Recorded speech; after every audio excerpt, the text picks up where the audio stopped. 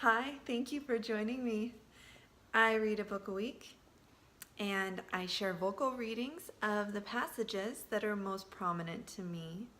This is week 19 and I'm reading from Rick Hanson's Buddha's Brain. The topics focused on in this section of the book include the neurophysiological manifestations of perceived threat and the way that those neural pathways can reinforce themselves and increase suffering. The second dart cascade. Something universal to the human condition is that we all experience circumstances that we'd prefer not to. That's the first dart. The second dart refers to the way that we respond to these unpreferable conditions. It's suggested that much of our suffering comes from the second dart. This section of the book explores how to reduce the impact of the second dart cascade and how to increase the brain's capacity to internalize positive experience. Then we move into one of my favorite subjects to focus on, equanimity. How to connect to the space beyond the ups and downs of life, beyond the clinging to the pleasures of life and the avoidance or resistance of the pains of life. Without further ado, I'll get to my vocal readings. Enjoy. Page 52. This is an explanation for what happens in the brain when there is perceived threat.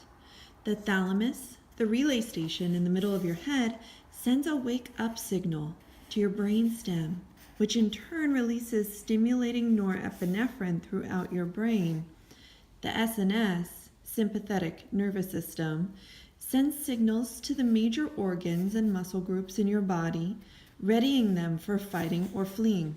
The hypothalamus, the brain's primary regulator of the endocrine system, prompts the pituitary gland to signal the adrenal glands to release the stress hormones, epinephrine or adrenaline, and cortisol. The following passage is a description of our neurophysiological response to noting a threat in our environment.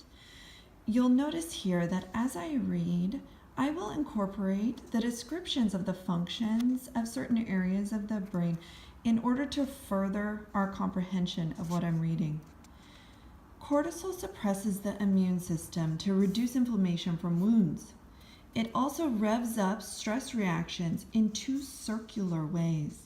First, it causes the brainstem to stimulate the amygdala further. The amygdala is like a kind of alarm bell alerting of negative stimuli that is emotionally charged, which increases amygdala activation of the sympathetic nervous system and hypothalamic pituitary adrenal axis system, which produces more cortisol. Second, cortisol suppresses hippocampal activity. The hippocampus forms new memories and detects threats, which normally inhibits the amygdala, which again is our alarm bell, alerting us of negative stimuli. This takes the brakes off the amygdala, leading to yet more cortisol. Page 57. It's a bad combination for the amygdala, again, the alarm bell alerting of negative stimuli, to be oversensitized while the hippocampus, which forms new memories and detects threats, is compromised. Painful experiences can then be recorded in implicit memory, with all the distortions and turbocharging of an amygdala on overdrive without an accurate explicit memory of them. This might feel like something happened, I'm not sure what, but I'm really upset. Before I read the following passage, I'm going to share a description of the second dart cascade. First darts are referring to unpreferable circumstances in our lives. First darts are unpleasant to be sure. But then we add our reactions to them. These reactions are second darts, the ones we throw ourselves. Most of our suffering comes from second darts. This is on page 58 and we'll refer to the second dart cascade. Of course, our experience of these physiological processes is very intimate. When I'm upset, I sure don't think about all of these biochemical details, but having a general idea of them in the back of my mind helps me appreciate the sheer physicality of a second dart cascade, its impersonal nature and dependence on preceding causes, and its impermanence. Here we begin to get into how to relieve the suffering of the second dart by mechanizing the activation of the parasympathetic nervous system. Here we are on page 59. The parasympathetic nervous system and sympathetic nervous system evolved hand in hand in order to keep animals, including humans, alive in potentially lethal environments. We need both of them. Take 5 breaths, inhaling and exhaling a little more fully than usual. This is both energizing and relaxing, activating first the sympathetic system and then the parasympathetic one, back and forth in a gentle rhythm. Notice how you feel when you're done. That combination of aliveness and centeredness is the essence of peak performance zone recognized by athletes, business people, artists, lovers, and meditators.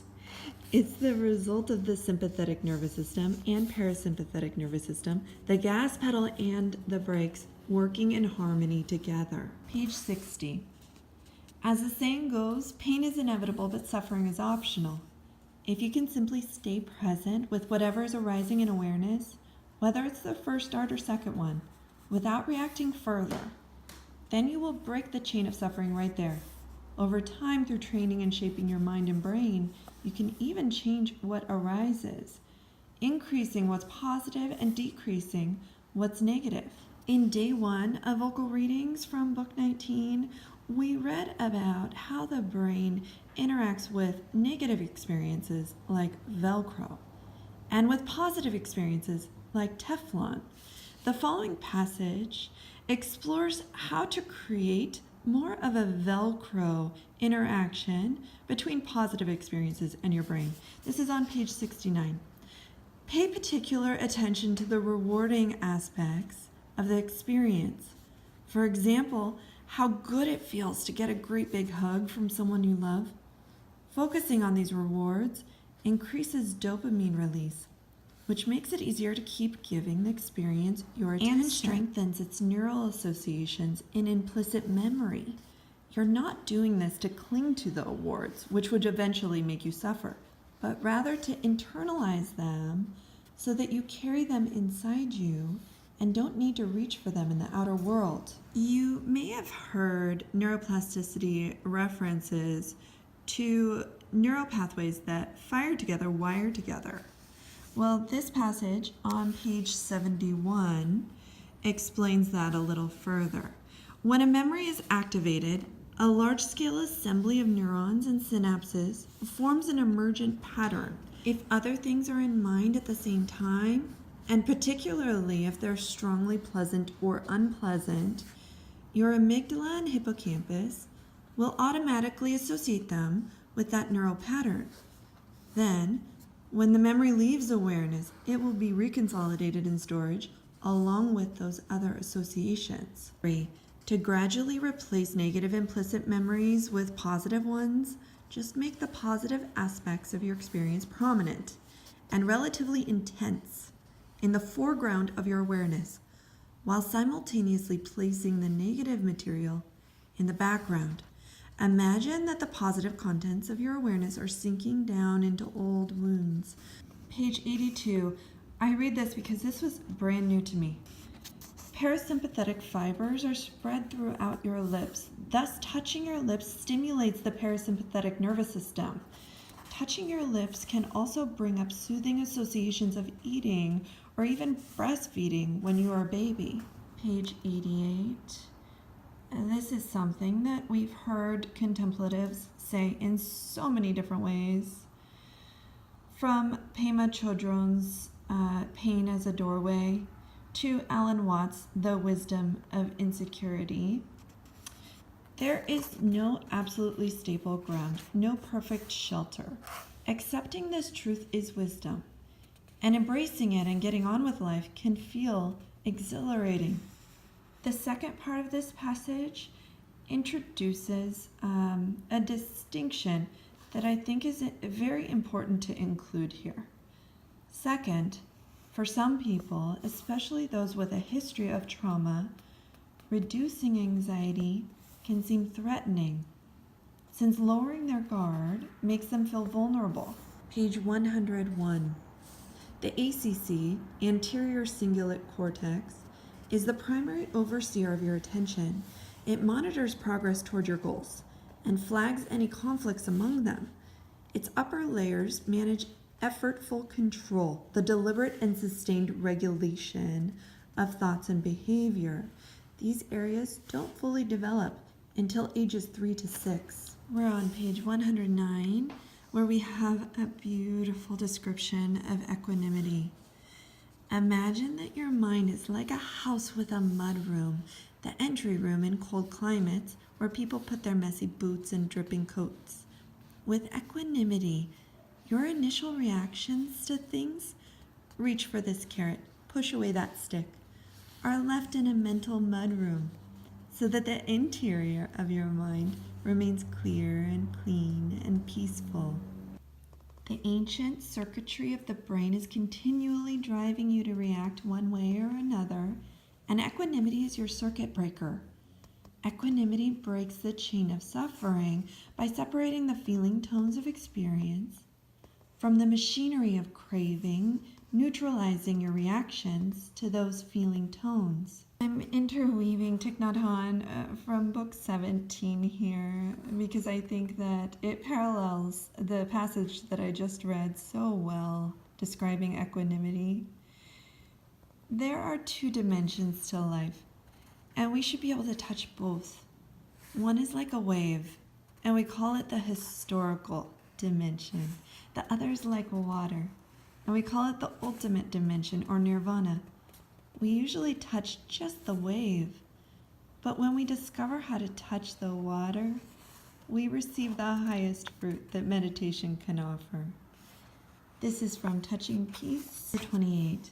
The recurring experiences a young child has with her caregivers course through these neural networks, molding them, and thus the way the child relates to others and feels about herself.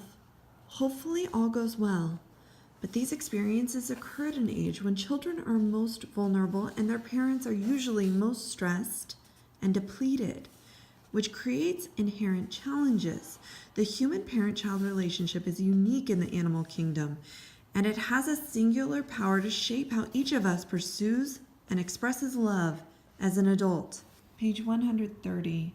Much, if not most, aggression is a response to feeling threatened, which includes even subtle feelings of unease or anxiety.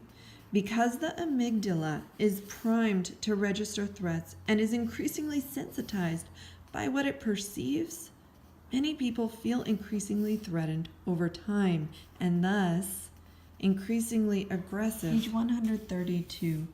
As soon as you place anyone outside of the circle of us, the mind brain automatically begins to devalue that person and justify poor treatment of him. This gets the wolf of hate up and moving, only a quick pounce away from active aggression. Pay attention to the number of times a day you categorize someone as not like me, particularly in subtle ways, not my social background, not my style, and so on. It's startling how routine it is. I'm skipping down here. We all have the same basic DNA. It is a kind of ignorance, which is the root of suffering.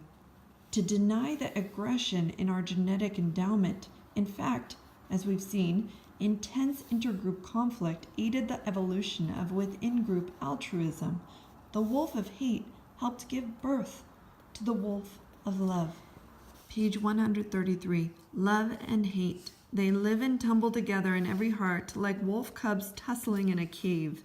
There's no killing the wolf of hate. The aversion in such an attempt would actually create what you're trying to destroy. But you can watch that wolf carefully, keep it tethered, and limit its alarm, righteousness, grievances, resentments, contempt, and prejudice. Meanwhile, keep nourishing and encouraging the wolf of love.